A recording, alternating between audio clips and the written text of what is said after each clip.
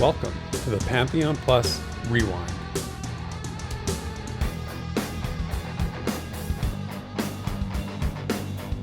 Hi everyone, welcome to episode number 104 of the Rewind. This is your weekly stop for news and views on Pantheon, Rise of the Fallen, the in-development MMORPG by Visionary Realms. This week, we've got a good one for you. We're going to check out the May Developer Roundtable. We're going to talk about skill caps and casters and soloing. Desrin's going to bring us a community discussion about managing MMO groups and guilds. And of course, the tale of Janice Sova continues in The Lore You Know. We're always up for an adventure, so saddle up and ride because it's time to join me, Theric, and my well-traveled co-host, Desrin, for this week's Rewind. So, Desrin, I wanted to mention something. I think I told you before that I got an Oculus Quest 2 for Christmas. Oh, yeah. And I was doing some VR stuff. I've been doing games because that's what we do is games, but I actually tried a meditation app in VR that I wanted to talk about. I just mentioned because it was so awesome. I have never done anything like this before, and it's like it was such a crazy experience that it's like you're like meditating in this like stardust environment. When you breathe in, it's like all the stardust like goes into you, and then when you breathe out, you're like blowing it out. It was amazing. Anyway, I was thinking about like cool things that happened this week. You know, our lives are not the most adventurous sometimes, but that was a pretty cool thing. So thought I'd mention it. I mean, that does sound like kind of, super trippy, but like... It was super trippy. Yeah, I have to say, like, you know, it makes me want to like have a few drinks first maybe and then try it and see what that's like. But I don't know if that's a good idea either. If I had VR, I would totally use it to just go on those like 360 recorded trail walks. Oh, those are amazing. Actually, I did one of like the Matterhorn, you know, like the Swiss Alps. And there's like a flyby of the Matterhorn. It's amazing, actually. Oh, yeah. Now you're making me want a VR setup, but you know.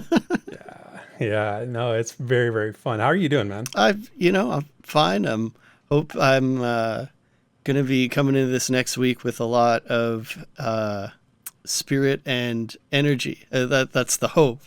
Because nice. I have some big things I really want to get done, and this last week was a little botched, so I'm definitely looking to hit the ground running after a nice relaxing weekend.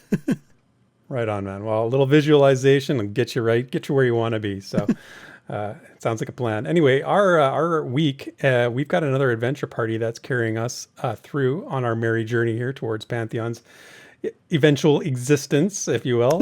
Here's who we have in the adventure party this week. We've got Ziplox on the Darkmere Rogue, Sparrow on the Elf Ranger, Bountycoat on the Human Wizard, Screech on the Scar Bard, Wiki Woo on the Human Enchanter, Shuriken on the Dwarf Cleric, Horsosaurus on the Human Warrior, Man of Rohan on the Ember Elf Ranger, Jason on the Scar Beardlord, and of course Zergjerk on the Dwarf Rogue.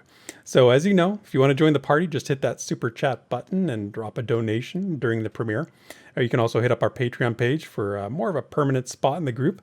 You guys know, everybody knows we love making the Rewind. We talk about it all the time, and all your support goes to helping us grow the Pantheon fan community as well as our podcast, whether it's through pledge giveaways or creating content for you all to enjoy. So we appreciate you, each and every one of you, very, very much. So thank you in advance. And with that, Desrin, shall we embark? I mean, before one of us starts doing some like Mongolian throat singing or something, Oh, wait, we're not going to do that? I thought that was... Oh, sorry. I forgot. You cut that segment, you know. Oh, okay, let's go to the actual show.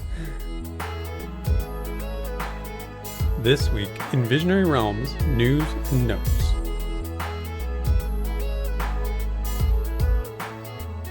All right, so VR's update schedule for the month of June came out this week. So mark the following dates on your calendar. First up, June 3rd is the Dev Roundtale public release, which we're going to be talking about in the show because it comes out today, which is the day we're recording on June 3rd. We've got the developer live stream coming up next week on June 9th. This one, they're talking about the team highlighting updates to the monk class and combat. So sort of another monk-based stream. So we'll see what they have to show for that. Hopefully, it's something, from maybe in a little different context, maybe something a little I don't know, something novel about it that we haven't seen before, because we have seen a lot of monk, eh, Des? We've seen a lot of monk. I'm like kind of two minds, right? Because on one hand, seeing the same class kind of lets us compare, right? So we get to see like, oh, this out was, oh, here's a, progress, and that's cool. Well, on the other, it's kind of like, guys, monk again. Like, and it's funny because like the monk is not a class of like, it's not like a staple class in every MMO, right? Right. It's not like a warrior or wizard or something like that. It's sort of a, sometimes they're in a game, sometimes they're not, but we're getting a lot of monk. It does say and combat, so maybe it's just like general combat stuff too. So I'm still looking forward to it for sure. But yeah, seeing it, I was like, was that a typo? That's what I thought. Yeah, I know. So I thought that too. Actually, I actually told somebody else that, and we were chatting about that. But yeah, no, that's on June 9th. The week after, June 16th, is the newsletter for June. And then on the 24th is a VIP only dev roundtable. So yeah, mark those dates on your calendar. We're going to dive into the May developer roundtable this week, which featured Adam Tehom Mostel talking about combat and adventuring. And I feel like I say this about all the roundtables, but this one was really packed with interesting updates and information. There's way more than we have time to cover on our show. Yeah, Adam really made use of that time. Like, holy cow, that guy... He squeezed in so many words into that. Yeah, he totally did. Yeah.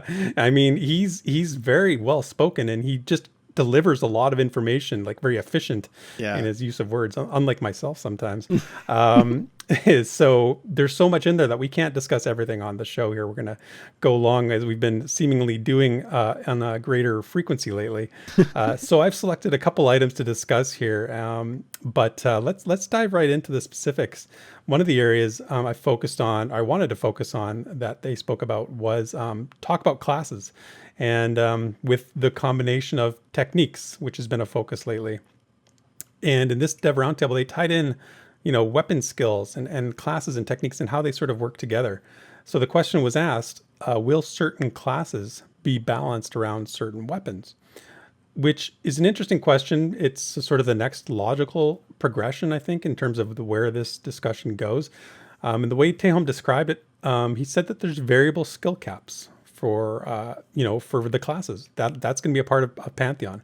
He said melee will have one or two weapons with higher skill caps. And then he went on to say that this doesn't pigeonhole them, though, because they can use weapons with lower skill caps, and that can be overcome with itemization and different buffs. He did say that there will be a viable path for those that want to play a class and use a weapon with a lower skill cap, which kind of opens things up a little bit to a discussion. And then he also sort of clarified that by saying, how do skill caps actually work? Like, what do they do? And Tehom said that they affect accuracy and damage, but the main differentiator is actually and this is the quote, the cadence and total number of techniques available for a given weapon. Yeah. So an example being like, if you are playing a class that has, and you're using one of the weapons that has the highest skill cap, you can expect to receive, techniques at levels 1, 4, and 10, assuming you've capped out your skill. While the lowest would receive techniques at levels 1, 5, and 15, perhaps. So basically, instead that there would be some like middle ranges, are suggested there would be as well. Basically saying that this cadence would be more pronounced at later levels. And then, of course, only the one or two weapons which your class caps out higher in would be the ones to get the highest tiered techniques. So it's kind of an important, this is a very important design consideration and class consideration, because, if you are not, if your preferred weapon is not the one that they've selected as being like assigned to your class, then it sort of throws a wrench into maybe what you were thinking. But I think Tehom did a good job of sort of balancing it out here. What do you think? Yeah, I think, there's a lot of insecurity that goes with this kind of like new system. But I think the most important thing to note is that getting all of the techniques for a particular weapon doesn't necessarily equate to it being, the only choice because it's like the most powerful. And I think it's really going to change depending on your situation. Like the example I thought of was, you probably want your rogue to be good with daggers. I mean, of course, right? But, if there's a situation that requires a group or raid member to maybe stealth behind enemy lines and lock down a mob, maybe that is perfect for a rogue that is good with clubs. Even if maybe their skill cap isn't as high as like a warrior or something with a club, maybe it's still to the point where they can make use of it in a way that really differentiates them and is, the difference between doing an encounter or not. And so, I think it's really likely that the requirement to get useful techniques for the classes that's like not their main, piece of equipment, it's going to be pretty low. It's not the thing that's like driving people to play a certain class, right? Right. Is that what you're saying? Yeah, I think it, like you said, it's not they're not pigeonholing someone into a specific thing. It's just your class is typically better with these pieces of equipment, but that doesn't mean the techniques that you're getting from the other things are not good. It's just, like anything, it's going to depend on the situation. Yeah, I think the cadence is really important too, what he said, because, everybody wants to get their cool stuff sooner, right? Yeah. So if I'm playing a ranger and my let's say my two weapons that they've selected are bows and short swords, I want to get the cool stuff as soon as possible. So if I don't want to play with a bow or a short sword, let's say I want to be like a, like a two-hander wielding ranger type thing, which is very viable.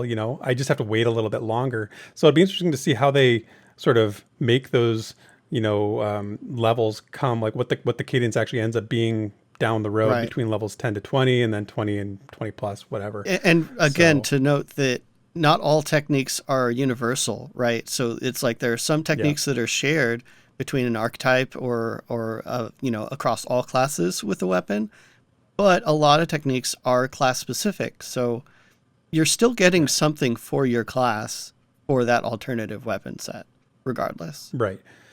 Yeah, this system is becoming more and more intricate as time goes on, and I'm actually finding it harder for us to discuss it because it's one of those things that's harder and harder to visualize as opposed to if we could actually experiment with it. When we get our hands on it, I think we'll be able to break it down a lot easier.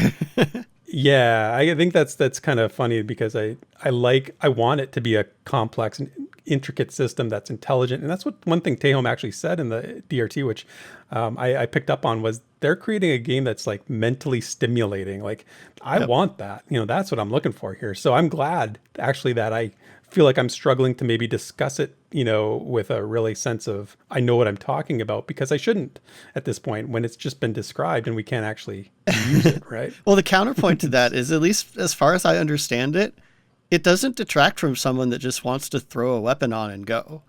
Sure. You just get abilities as you go, or however you end up actually, like, I don't know if you have to go to a trainer or something, but like it doesn't really seem to be something that wouldn't be intuitive to just pick up and go. It's just as we don't have the hands-on, we have to try to break it down into a more systematic kind of a thing, when in game, I honestly believe it's going to be very natural, but we'll see. I think so too. Yeah, I think so too. And the other thing is, when it comes to the caster classes, because we've mentioned, how does this apply to the casters, right? Because they're not doing melee combat. Tehom said that they're carefully managing the gap between lower and higher capped skills for casters. And like I said, it's something we've talked about on the show. Casters have a different relationship with their weapons, and any techniques, that melee classes do, given that they use their weapons differently. So what Tehom said about this was that casters are going to have, they will have some melee-oriented techniques, but they'll also have others that can be used at range. He said it's less about the martial use of their weapons, and it's more about being a conduit for power.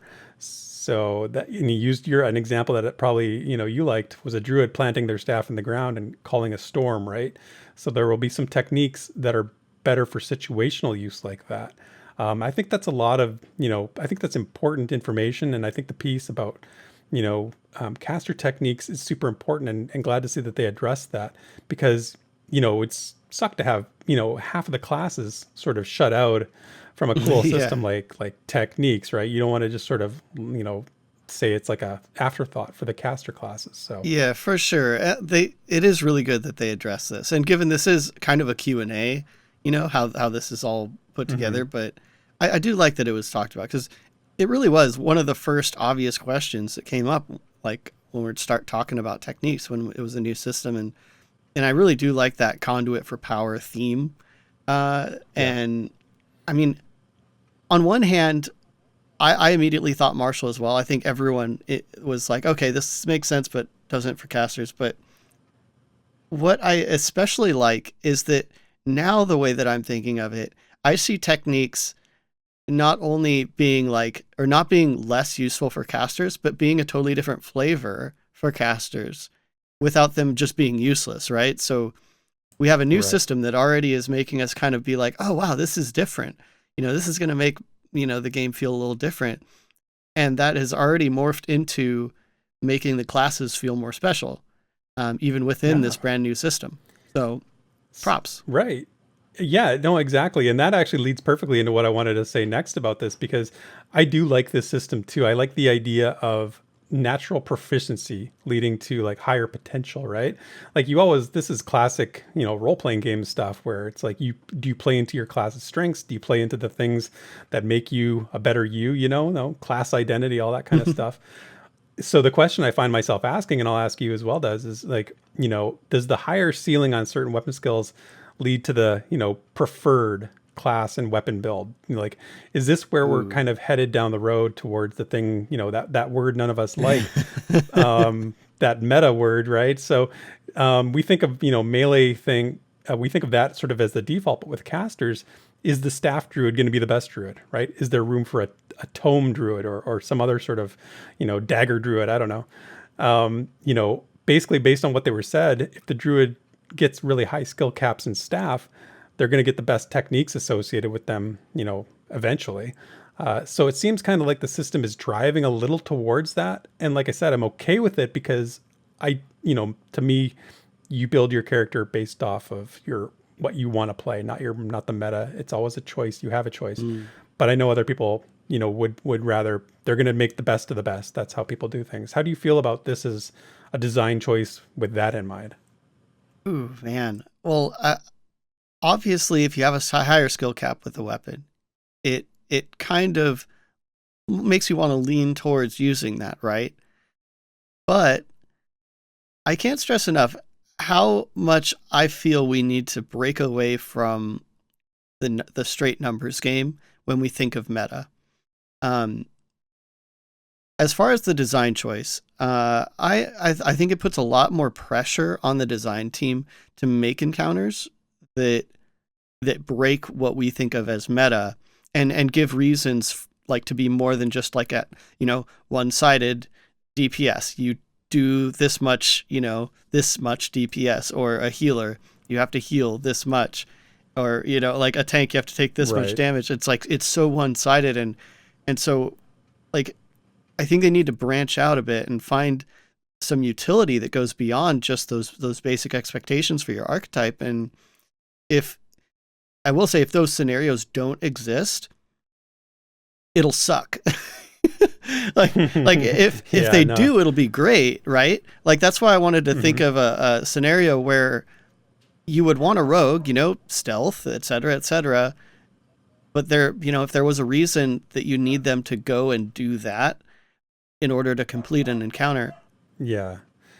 it No, totally. yeah, and so with the design of this, it puts a lot of pressure on the design team. They have to make a game that leans into these things, or yeah, meta is gonna be exactly what everyone expects. It's just gonna be a numbers game.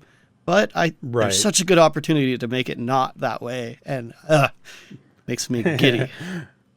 Yeah, right. Yeah, no, I know exactly. And I have confidence that the design that we've seen so far, whether it's in Halner Cave or whether it's in Amber Fade or whether it's been in other areas like in the demos they've shown in the Sleepless arena there, I'm confident that they're capable of doing that. And I want to see situations, again, taking into account the AI that they've talked about, all these situations where they're not pigeonholed, and that's, again, Tehom said it very clearly. The goal is not to pigeonhole classes to certain weapons and, sort of make them feel like they have to choose that. So it's a good discussion though. And another question that was brought up was speaks to how race will affect the class. So another consideration when choosing your class, Tehom said that they've now gone a little deeper in terms of the differences between the races. Since the last pre-alpha session, he said races now have a greater degree of variance in their attributes. And he said it's more than just the ones they start with, it's also over the course of leveling. So Tehom noted the idea here is to drive players of the same class, but different races, to different goals, saying, in short, itemization goals are going to be different based on different race and class combos. So Tehom used the example of like a gnome wizard being interested in different items than like an archive wizard based on, what their stats start at and then how they develop over time. They said they want players to seek items to offset deficiencies of their race for their class. And I'll add to that, I just wanted to say as well, I think it also, rather than offsetting deficiencies, enhances strengths perhaps even, you seek something that boosts your character or makes your character better. So I really think that that's a cool thing. I am big time in favor of this. I do enjoy this. This has clear ties to the technique discussion.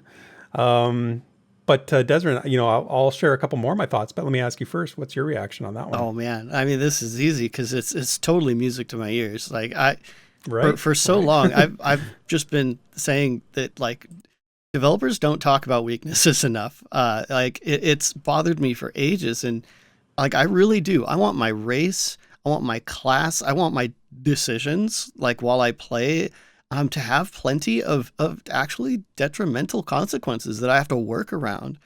I know that's probably not the popular thing, having something taken away or being bad at something doesn't necessarily feel good right off the bat. But even if we don't have the like purely positive like dopamine hit kind of gameplay we're used to, I think that this kind of decide of like pros and cons, positives and negatives, give and take it's just so much more interesting and it's so much more immersive. So like I honestly hope they lean even more into it. Like make the races even more different. People are going to say, oh, well, that's going to make it like ESO where you have to be like a particular race in order to, be the best at your class. And again, that's because ESO's the numbers game. If you take that out of the picture, it works. If you leave it in, it doesn't. So yeah, bring it on. Bring it on. Yeah, bring it on is right for sure. I love the idea too. And everything's about, overcoming challenges. And when you overcome those challenges, it feels so good. And one of the things I loved about Old EverQuest was that there were certain items that were so good for a certain class, but also for races that needed that, right? Like some people played the class that was not inherently the best race based on starting attributes, right? Like there was tons of that going on. And that the thing is that you sought out the items that gave you what you needed because it also allowed you to do other things that the best, quote unquote, best race couldn't do, right? So I just think that push and pull is so important and so fun, So it's good stuff. Now we've been talking about casters in general, but Tehom went in deep on one class archetype in the DRT in particular, and actually revealed a lot of beans. That was healers. So if you're a healer and you're here today, you're in for some good conversation. Much like Desrin is here for this conversation. Tehom laid out the identity for each of the 3 healing classes in Pantheon. They said clerics are the barrier healing master, and shout out to myself from our conversation last week of Celestial Aegis skill being so important, right? Who'd have thunk it? But he said druids, so you, my friend, are the direct healing master, and I'm glad you're friends. We're friends. So when I need that heal, I'm looking to you. Lastly, the shaman is the heal over time master. So interesting stuff. What did you like what you heard? Dude, this surprised me like so much when he dropped this. Really? I think when I was in chat, I just said like, whoa. Because I was just like, I didn't know what to say. I'm like, this is so not what I was expecting. And like, it's just not what I'm used to in our typical Western MMO. Clerics are usually the best direct heals. I feel like that's a safe thing to say. Druids are almost always heal over time.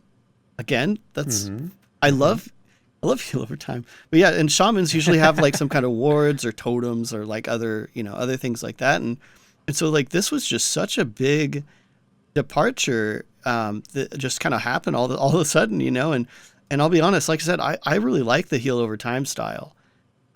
So while, I'm not thinking about changing classes, but it definitely makes me kind of rethink my style of play. And like if the druid is the big chunk of heal, like I'm gonna have to adjust how I typically play. And I guess all that to say, I can't wait to see how it feels, but it's a big surprise. What about you? You're gonna be Mr. Popular. Your demand just went way Well, it's up. a good For thing the half of Master the guild Direct is Healing. druids, right? So Yeah, that's true. We do have a lot of druids in our guild. I just realized that. You're right, man. We're set because we actually don't have many clerics in our guild. So, I mean, that might be but just as just as big of a problem, but yeah, totally. That barrier is pretty damn good. How do I feel about that? I think it's cool. I mean, I don't play a healer usually, but I like that they're sort of shifting up the archetype a little bit and changing it up. I think that's always necessary sometimes to get people, out of their routine. But yeah, I don't know. It's cool stuff. One of the other things, it was related to something that they asked on Twitter earlier in the week, talking about like which classes, should every class, all the healing class have classes have Oh, res yeah. ability, right? Like, so they wanted to know about that, and Tehom talked about it in the roundtable. So Tehom said that res abilities will have some parity between all healing classes, and the current plan is to provide the same general availability and strength. And he explained that favoring one class over another in this area is really tough for a challenging game like Pantheon. So taking that into consideration, they wanted to, as much as they want to drive identity and distinction, they have to be sensitive to how intrinsic this mechanic, this ability is for a challenging game like Pantheon. People talk about difficulty and corpse runs, and we have this fear of like the game being too difficult for the general, for it to be widely accepted and generally popular. So it makes sense to me that they're kind of thinking about resurrection as like a really a unique or a special ability in this case. So I do agree, especially given our recent experiences with Project Gorgon when we were playing it for the Oh, 101, yeah. and nobody had a res, and we had to keep like starting over at the beginning of the dungeon because it's a ridiculous thing that they don't give you a res early in that game. Having the ability, all your classes, the druid, the cleric, and the shaman, all having a res available, I think is essential when you consider Pantheon's overall design. So I Yeah. definitely am in agreement with this one. What do you think? Should all the classes have a res the way Tehom Well, described it? isn't it so funny? Because we were just talking about this. Like, I feel like we're recapping last week's rewind, and it just so happens that it came from the DRT. But yeah, I think res should be something that all healers get, and probably at the same level. I think it was mentioned the idea that some like the reses might actually be slightly different, though. And I Yeah, do like it that. I do was. like that. Like if there are different benefits and drawbacks to the different healers' individual reses, then that's totally cool. But I think they should all get some kind of res at the same time, and probably pretty early on. Right. Yeah. So, whether that means more experience return or whether that means like a distance, I don't know what it means. That's for them to figure out, not for me. But yeah, maybe some variation like that is part of the formula. Yeah. Um, you know, Tehom also said there's going to be alternate forms of res. And this is sort of a hidden bean, but he said there's going to be some form of corpse summoning as well. Yeah. So I don't want to speculate too much on what that might look like because that's potentially very impactful. When he says alternate forms of res, it makes me think of like clickies or something like some sort of I don't know. We shouldn't talk about this because Yeah. yeah, Yeah. we'll get too like off what it's actually going to be, I'll right? definitely hold my speculation as well, but I am really surprised that this isn't like talked about more. So hopefully we're not like stirring the Yeah, hornet's nest or taking something out of context, but we'll see yeah. what this means. We'll see. We'll Definitely see. follow We'll up see. on Yeah. this VR, please, because other like people are going to be going way too crazy in their head about what this what this might mean. For sure, for sure. It's a big topic. And then lastly, it was asked how well the healer classes, specifically clerics, can solo in Pantheon.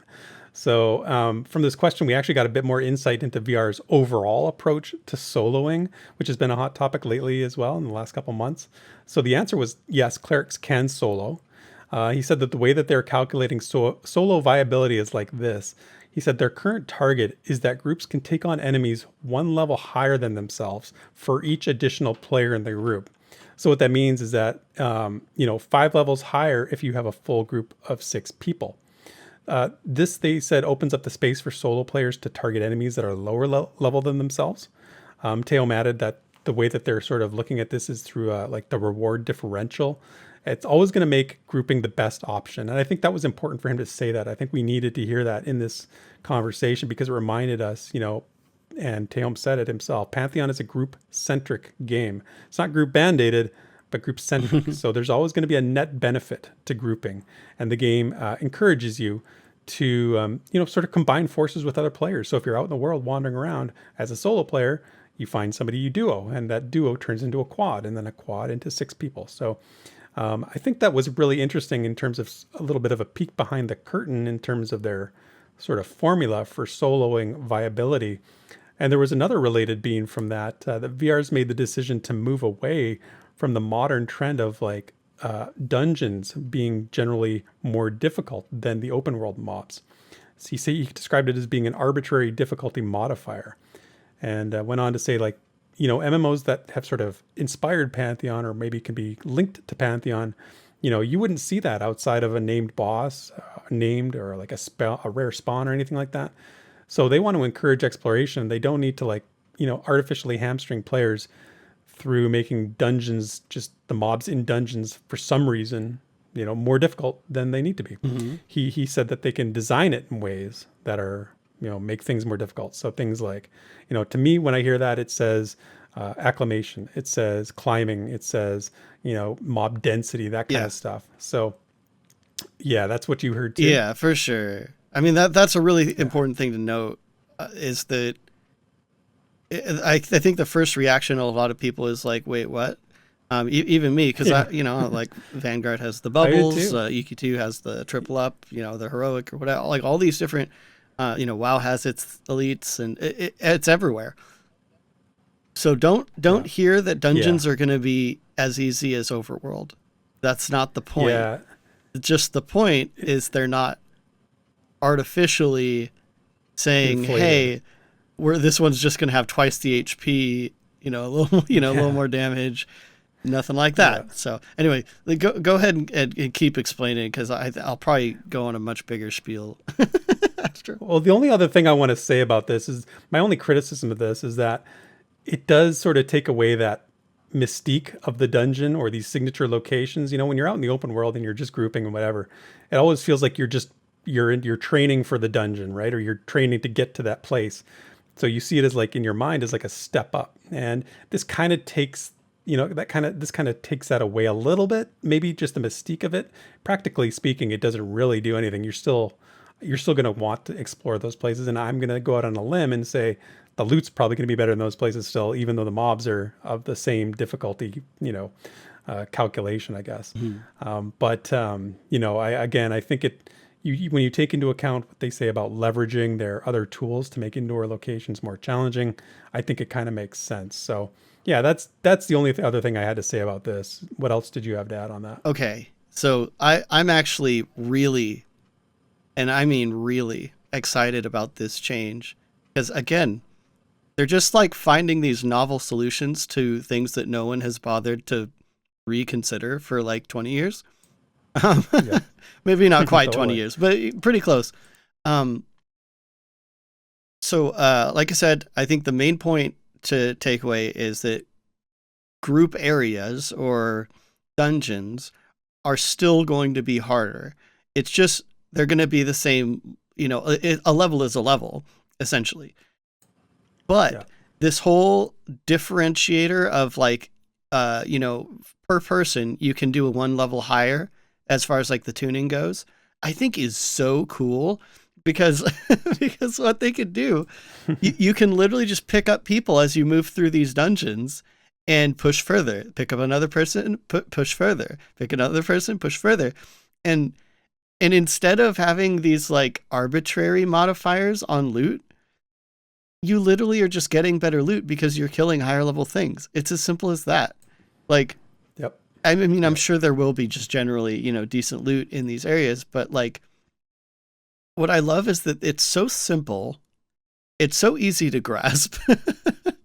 It's a very elegant solution, right? And It that's is. when you hear or you get one of those types of solutions that just is simple, but feels well thought out. Right. It feels pretty good. Right. And I wish I had gotten a question in for this, but hopefully we'll get to answer this later, because the first the first question someone would have is, well, wouldn't that just mean that if you're higher level, like they talked about the soloing, you can kill stuff that's way lower level, right?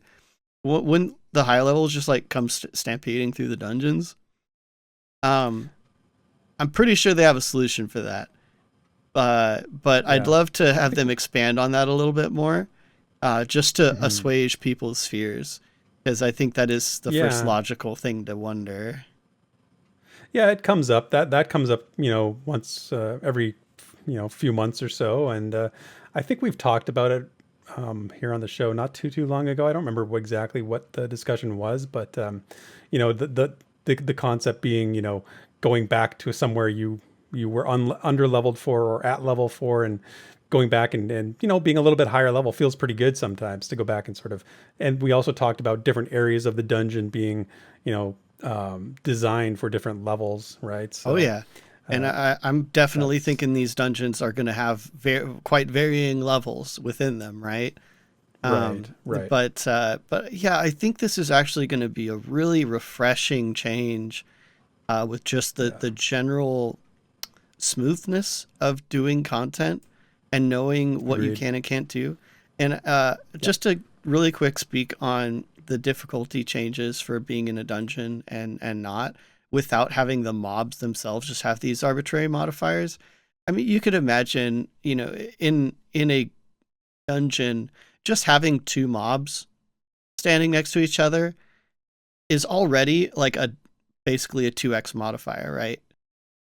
That's true. That's a very good point. Mob density plays a big role. Yeah, that's why I kind of jumped in a little bit earlier. It's like, I think mob density is the easy, straightforward solution, but like, there's so much more they could do to make these things more difficult. But in essence, what it boils down to is it means no matter how big your group is, you'll always have something to do.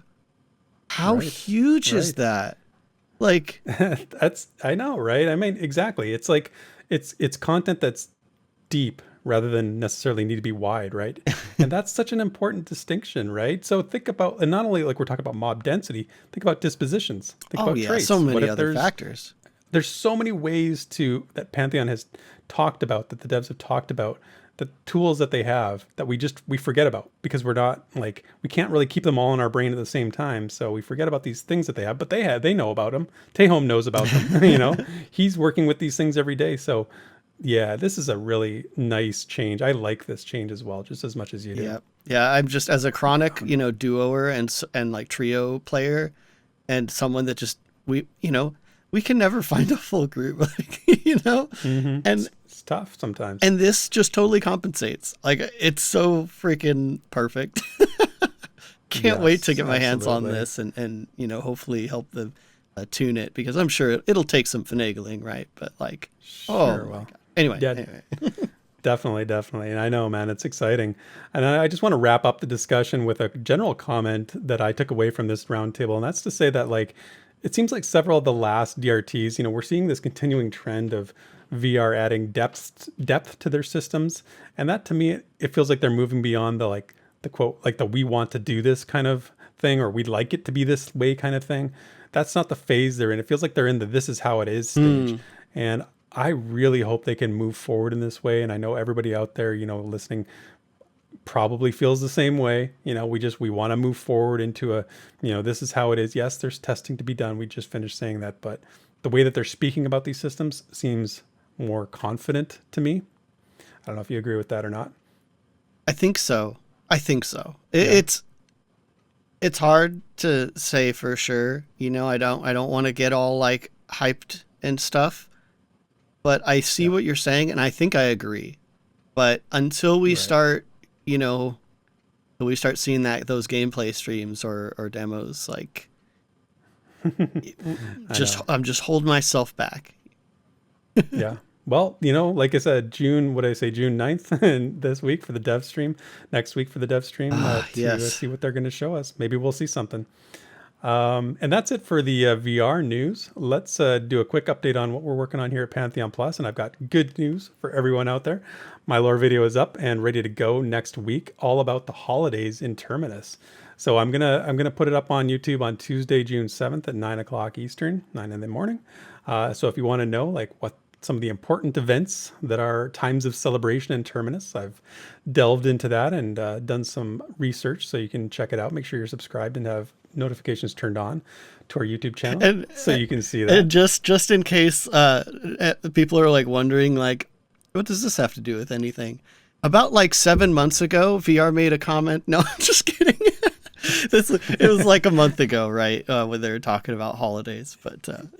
Sorry. Yeah, well, I'm getting it in just before the next dev round, the next the next dev stream, because they taled about it in the May one. So I'm just getting it into the deadline before it becomes stale dated. Yeah, before it's like two updates ago.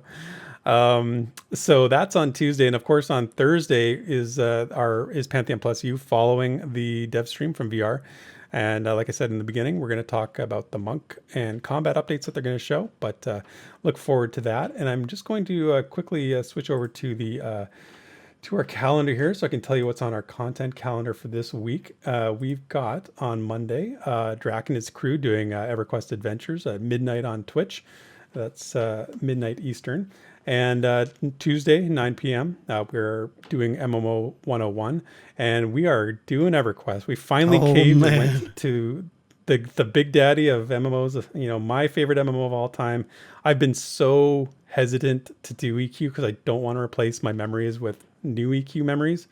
So I haven't played it in 20 years, like seriously played it. We ducked into it a couple of years ago just for a birthday celebration, but haven't actually played the game in 20 years. So it's going to be like crazy to get back in there and do that. Oh, so man. Tune in and see what I can't wait to see what the triple F minus is going to be in EQ. I want to see everyone's biases, Well, we've got lots of new people playing too, people who have no EQ memories. So we've got Crypt Fox, and we're going to have, Stands in Fire and Tetsu playing, and they've all never played EQ before. So I think that's really interesting. It is really good.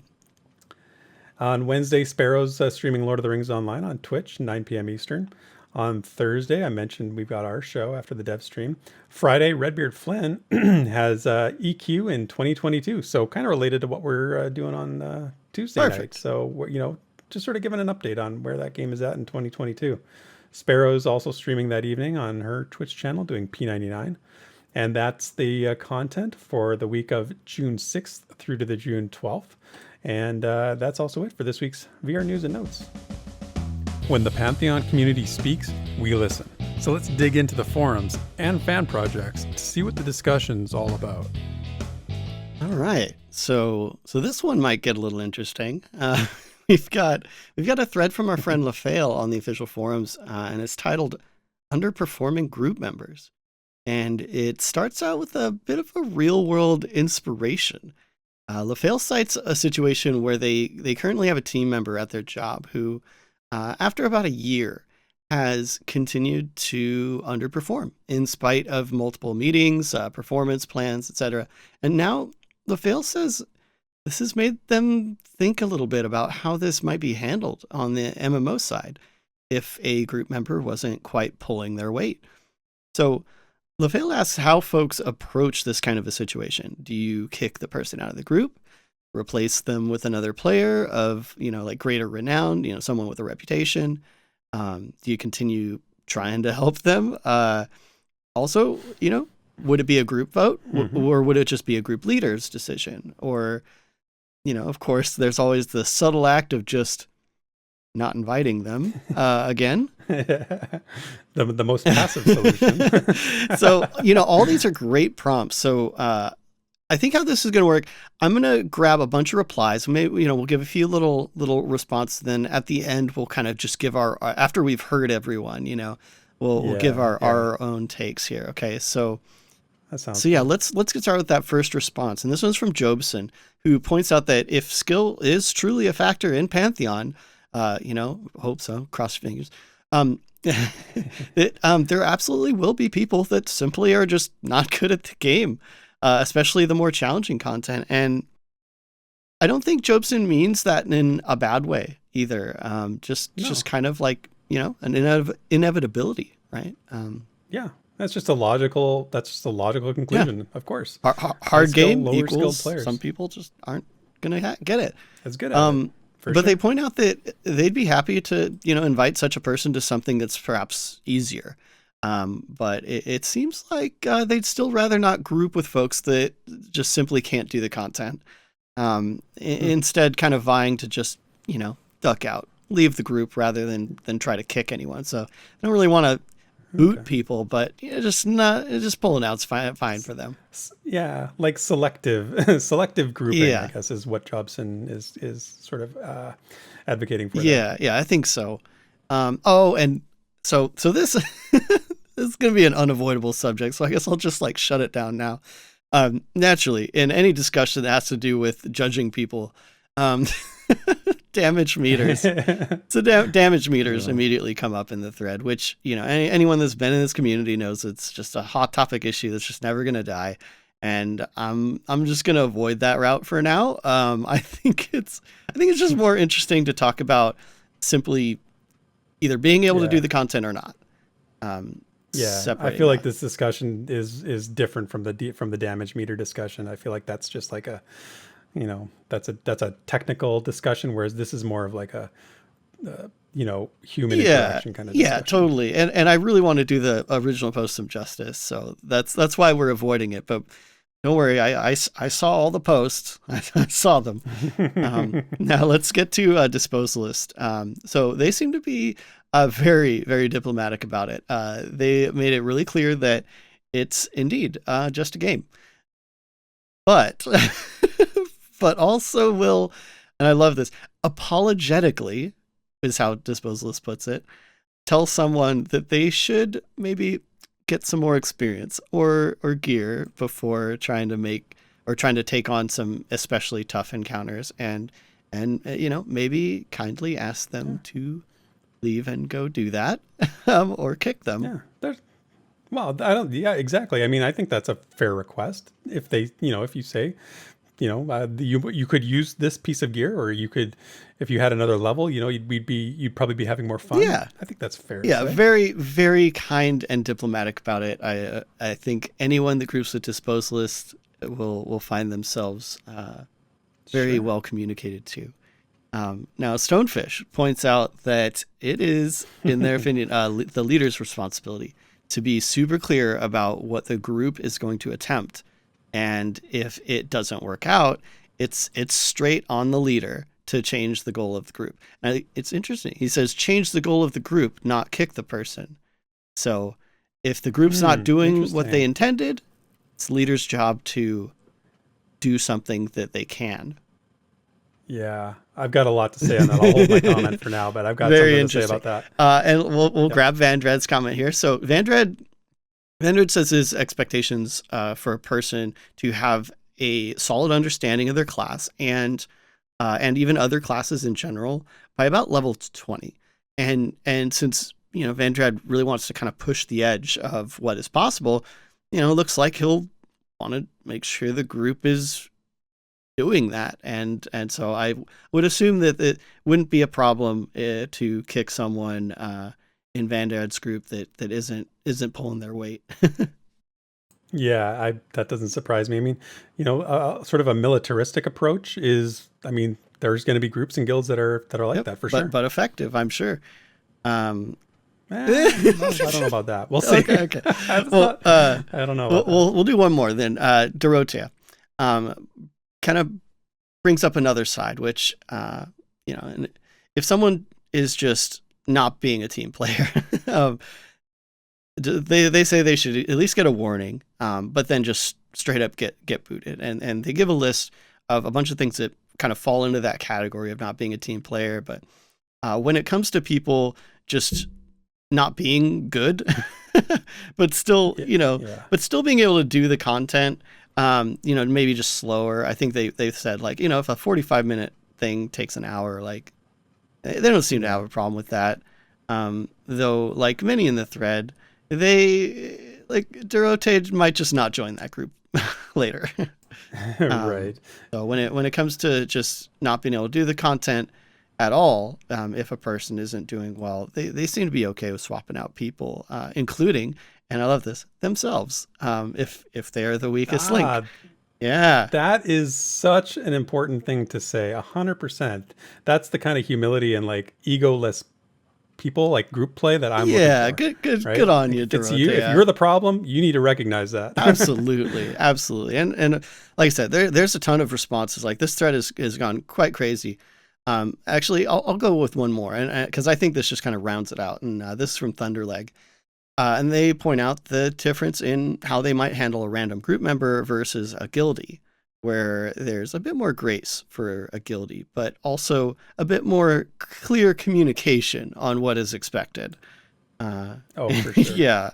And finally, they point out that, sometimes being in a group that's excelling, can push a less skilled player to get better as well.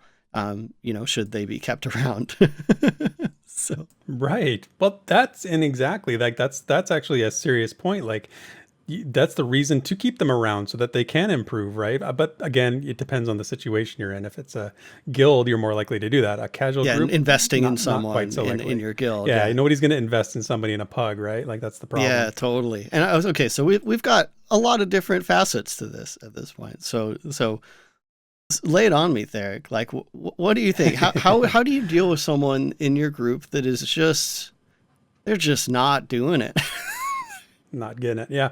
Well, I'm going to start with Lafael's point, because I want to talk about that, because this is a situation I've actually experienced as well in my workplace. I've been in a leadership role, and the thing is that there does come a point when, after you've attempted many, many times to try and help somebody address an issue, whether that's, you've talked to them, you've had discussions, you've tried to fix it, you've tried to show them how to do things better, when those problems keep happening, it actually becomes deliberate, and it becomes sort of done as a act of purposeful defiance at that point. At that point, it's time to say goodbye, or it's time to, then it's not a teaching situation anymore. Then it's more of a, we have to deal with a personality conflict, or maybe this has gone to a different type of conflict. And that also speaks to something that's one of the commenters brought up. The difference between underperforming and bad behavior are two separate things. Yeah. Underperforming is a situation where you can help somebody learn, and bad behavior is, like, if they're underperforming, but it's done in such a way that it's like they're not trying to learn, they're not interested in learning. Yes. That's a behavior thing, right? You can't teach somebody who doesn't want to learn. And that's, again, something I've dealt with, in real life as well as in MMOs. So just a couple more points. I mean, my approach to this is, I always want to bring people up and help people do better, including myself. I want to learn from others. And when I learn from others, it's from people being direct with me and showing respect, right? So being direct, showing respect, that's the type of communication that I expect in a group and in my guild. I want to highlight, both good and bad things. I don't want it to be just like all glowy talk, tell me the good things I've done, but tell me the bad things I've done too. I'm a big believer in, like, if you get ego out of the way, if you sort of take away the, you're ready to be offended, or you're ready to be like, take offense at any little thing, and remember what your goals are, then it just makes things so much easier, and you actually facilitate a much better environment. And the culture thing, like Vanguard was saying, like, it depends on the culture of your guild, and particularly in a guild, because I don't want to be a part of like a militaristic style guild where I, 3 strikes and I'm out, like, that sucks. So, and same thing for a group, like if I'm in a group with, guildies, there's no way that that's ever going to be something that I can withstand. I'll tell people, like, look, maybe this isn't working right now, but let's try it again. Let's go get some levels for you. Let's work towards getting you a piece of gear that might make it be more viable in this situation, and let's get you back in here, right? And yeah, I just think that I think it's a very this is what makes MMOs like Pantheon so interesting to me. At the core of it, there's a need for more than like trivial or passing cohesion, right? Ah, Few yes. games do this today for this very reason, because It's hard. it's hard. It's so hard. Super hard. But when it works, it's freaking crazy rewarding, and you feel so good about Yeah. it. You know, there is no few things feel as good as having a team and a group that you've grown together with and overcome some sort of really big obstacle together. So, how do I deal with underperforming group members? You help, you teach, you inspire, all those things, and yeah, that's it. Like that's it. This is a very cool question. I'm glad that they asked this. Yeah, me too. Me too. Like this. So I agree with a lot of what you're saying. I tend to lean on the side of wanting to help someone improve. Uh, but what this made me think of, so in real life, Desert in real life, I have a few, gamer friends, and they really do fall on like one of two sides. Like it's actually ridiculously distinct. I don't have any gray area gamer friends. Either I have my super casual friends, and I say casual in the lightest meaning of the word. I just mean they don't expect to be challenged, and so they don't try to learn. And then I have Right. my extreme tryhard friend who is very, very kind and everything, but he's much more like myself, which I'm always for like self-improvement. And so I get frustrated when I am not performing well, and much less so when other people aren't. And so I relate with him a ton, but we struggle to play games with the other side of the friend group because we want to be able to do stuff, but we have friends that when we've tried to play games together, and they're totally the Leroy Jenkins of like gamers, and I have found that I have to be in a certain mood to enjoy that for like a given amount of time, because truthfully, we won't get anything done. It'll be hilarious and we'll have a great time, Right. but we're not going to get anything done. And no one wants to learn how to do stuff. They just want to like hit the W key and hopefully it works out, which Yeah. modern games have completely catered to, right? I know that's the problem, right? Is that the balance is way on that side right Yeah. now. And because it is on that side, all my friends, when we do play games that are even more difficult, I won't go into like story mode, but like we played Valheim together, and when we died, it was probably the biggest like 2-hour test of all of our friendships, like I've ever had. Yeah. Because we would get to our stone, and we're trying to like plan out, because it was like across the world. We're trying to plan out, okay, here's what we have to do so that we don't die again. And then one of the guys would just like jump off the boat and then go die, and we'd all try to save him, and then we'd die over and over. Oh yeah. And That's it frustrating. was so rough, man. So on one hand, yes, I want to help people get better, but like you said, there's a difference between underperforming and just not wanting to learn. And Exactly. Yeah. so if you're trying, I am with you, and I will never kick you from the group if you're really trying. If you are Yeah. being neglectful and not wanting to learn and just kind of expecting everything to work out without, trying to improve yourself, I'll probably kick you. I'm not even joking. If anyone's Yeah. grouped with me, like they know, like I do have a certain tolerance for screwing around, and that's why. That's why. And that's a totally. I agree with you 100%. Like you have to make that distinction. Like I said at the very beginning, right? You got to figure out who's interested in learning and who's not. Because it's just that leads to endless frustration when you're trying to teach a dog that doesn't want to learn any new tricks. Yep. Well, okay. So this, like you said, this was a great question. I'm super glad this was asked by Lafael on the official forums, and there are so many more replies to this thread, guys, covering all sorts of different things actually. And since it was promoted by Kilson, there's even more responses on Twitter. So, so definitely go check those out. Give your own thoughts, but I think this is going to be it for this week's community discussion.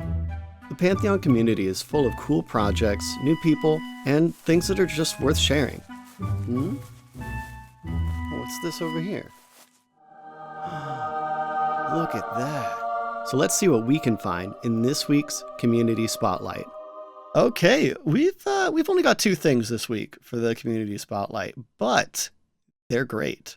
So first off, as I think we mentioned this last week, but Benonai actually did release another entry to a series, Amensol's Focus, and this one being Chapter 9, Elements of Surprise. So there'll be a link in the show notes to the post on Pantheon.plus where he's put together a nice PDF version for your enjoyment. And it's always great to see more fan fiction. I think Crow has inspired people. I think. Yeah. I know. I love Ben-Anai's writing. It's really, really exciting and interesting stuff, and he just knows the Throne Fast lore and everything so well. Yeah, so it's fun. So good. And on the video side, so I'm gonna gush a little bit here. So I've got a really exciting one because it's not one of our usuals. And of course, I love our usuals. Don't get me wrong, but this one is from a channel called Ryve Genesis. Hopefully I pronounced that right. And this is a more kind of general MMO coverage kind of channel. But they're still kind of a small channel, but they did recently do a video on Pantheon titled Pantheon, Rise of the Fallen, a story of extreme resilience. So in this one, he breaks down a bit of the history of Pantheon, but in a really refreshing light. They point out how unique it is in the industry for being a true passion project MMO, kept alive against the odds. And I especially like this because they say at first they brushed Pantheon off, but recently gained some interest. And, I love hearing about people that are just, starting to take Pantheon seriously, right? Yeah, absolutely. This is cool. Yeah. I didn't know about this. Oh, man, you're in for a treat. I think the general take is just really positive, but also not like white knighty, Right. Just right. a genuine person that looks at the project and actually sees inspiration behind them still sticking to it. And I think that's cool. Cool. But yeah, definitely check this one out. As always, in the show notes. It's actually really concise. So it's not like a 30-minute video or anything. So I think it's only like 5 minutes or something like that. And it's really worth the listen.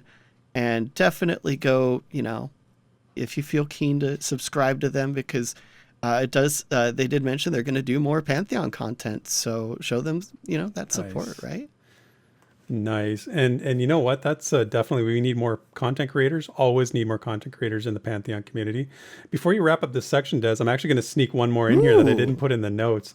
And it's from our friend Nathan Napalm. I was talking to Nathan today, actually, and he's got a new sort of weekly show that he's developing, because now that he's gone full-time YouTuber, yes, he's got to develop his channel, and he's got a show called Cringe Pony TV, which shouldn't surprise nobody if you know Nathan Napalm. And I've seen a little sneak peek of it, and it's ridiculously funny, as you would expect. So it's Saturdays at 11 p.m. Central, midnight Eastern, and there's a new episode every Saturday. So it sounds like the first one is coming this Saturday, being this weekend. Maybe it might be next week. I wasn't sure about that. But if you don't know Nathan Napalm, check out his channel, subscribe, support him while he goes full time, and get in on the ground floor of his new show, Cringe Pony TV. It's going to be awesome. I cannot wait to watch that, actually.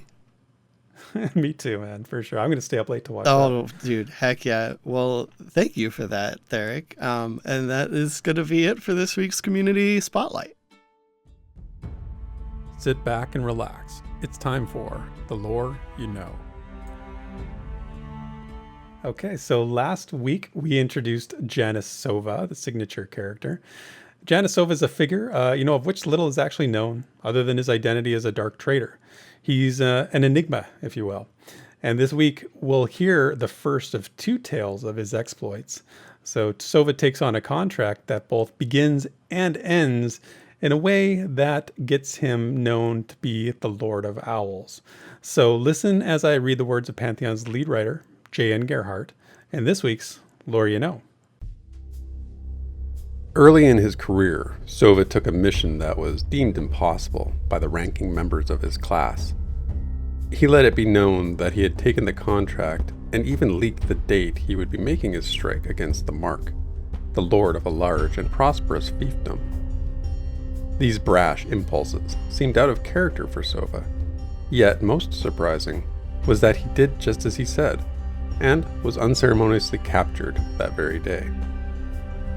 First relieved and then furious, the Lord Mark of the castle searched for a proper way to humiliate the man sent to kill him. One member of his inner circle suggested that Sova be treated like the bird of prey he often claimed to be. The Lord was a cruel man and delighted at the thought. Sova was stripped of his garments and hung in a birdcage, just smaller than a man, hovering over the immense stone table in the Lord's banquet hall. From there, the Lord would jeer and taunt him, throwing utensils and bones from afar, all the while forbidding his prisoner to be given food and permitting him only a thimble of water at a time. Day after day, Sova never moved, except to swing his cage in a slow, taunting glide. He did not wince at the words. He did not blink at the bones.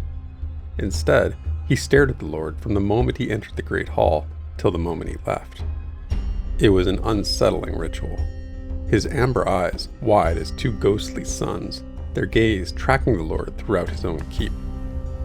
Whether jeered, threatened, or ignored, Sova would peer down at his captor until he was out of sight, then turn into himself, like an owl going to sleep on its perch. Soon, the Lord felt Sova's sight on his back in other rooms as well. He saw those deep gold eyes in the faces of his children as they woke him from sleep, heard the flutter of feathers as the curtains were drawn. Eventually, he took his meals outside the great hall to avoid the gaze of the man in the cage, even as he waited for him to die. His pride, or perhaps fear, was too great to slay Sova outright. One night, he announced a feast to honor his capture of Sova, and the banquet hall was opened once again in a flurry of activity. Gaunt and unwashed, Sova still hung like a human chandelier over the opulent table, as it was laden so full with meats, cheeses, and fruits that the stone table itself was impossible to see. Standing as tall as he might, the Lord boasted of his personal feats in the fight against his assassin, and beckoned his audience to jeer at the bird in the cage. Yet, by this time, Sova looked nothing like a killer, and while some enjoyed the Lord's sport, many were not inclined to take part. Feeling a creeping chill settling over the room, the Lord host invited his guests to commence feasting before exhausting himself for a moment. When he returned, the Lord found the feast hall in disarray and unbridled outrage amongst its guests. Accusations of trickery and humiliation were shouted at him, to his confusion. The Lord begged to learn the source of their scorn. Surely, the guests angrily railed, he must know that the food tasted like the scat and offal of birds, as he had clearly planned it to ensure their shame and discomfort. While they raged at his ruse, they also expressed that if real food was now to be served, amends could possibly yet be made. Yet there was no trick, the Lord retorted, in increasingly strident tones, and quite certainly no other food to be had. To show his sincerity, he tasted several items from the table and announced them to be agreeable to him. When it was clear no one believed him, and as some began to leave in disgust, the Lord began attempting to force food into the mouths of the remaining guests, laughing, crying, and running around like a man crazed. From that night on, his madness spread like wildfire, and his followers began to desert their posts. One morning, the few remaining men-at-arms under his employ rushed to shouts coming from the stable. There, the lord had drawn his bow and was taking aim at a horse, calmly resting in its stall. "These giant owls must be killed," he exclaimed, "or they would take over his keep." A mere day later, the lord attacked his wife, claiming their sons were actually sired by a man with beak and wings. Within the week, she fled with their children, and the remaining serfs left their lands as well. Last to leave was his childhood friend and captain of the guard, who pleaded with him to seek help. But he would hear no entreaties, and began setting fire to the outlying animal pens, as they could be filled with owls, of course. Night fell, and fires raged. The lord looked mournfully upon his own keep, and saw it looked no more like a home than Sova's cage. He moved toward the grand entrance, flame in hand, but as he approached the door, he found his prisoner blocking the way. The final vestiges of sanity peeled away as he saw Sova free once more. The lord began to set his own clothes alight. "I can't even see your eyes anymore," he cackled, the flames sizzling up his thick cloak. "And Sova, you can't see mine. Ha ha ha!" Emaciated, Janice Sova dragged the still burning body to a safe distance from the oaken doors of the keep, then quietly left to meet the signator of his mission. He informed them that the castle and all its lands were ready to be taken without so much as a drop of blood spilled.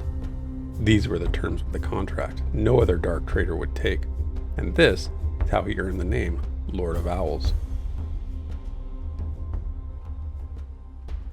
And that is the lore you know. So as we wrap up episode 1 of 4, we're heading into summer, which is finally here. And I would just want to take a moment, for a little gratitude for everything that we have, good things in our life.